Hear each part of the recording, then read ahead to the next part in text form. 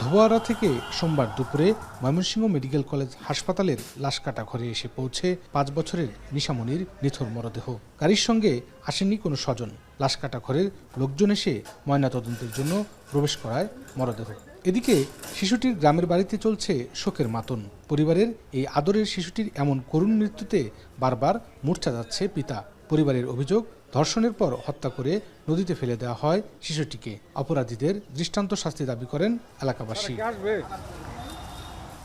এ ঘটনায় সন্দেহভাজন দুজনকে জিজ্ঞাসাবাদের জন্য হেফাজতে নিয়েছে পুলিশ। আমরা পোস্টমর্টমের জন্য পাঠিয়ে দিচ্ছি ময়মনসিংহ মেডিকেলে। আর দ্বিতীয়ত বিষয় হলো প্রাথমিকভাবে ধারণা করতেছি মেয়েটিকে ধর্ষণের পর হত্যা করা হয়েছে। রোববার বিকেলে বাড়ির পাশ থেকে নিখোঁজ হয় নিশামণি। পরে সন্ধ্যায় কংস নদীতে ভেসে ওঠে নিশামণির মরদেহ। ইমতিয়াজ আহমেদ, এখন ময়মনসিংহ।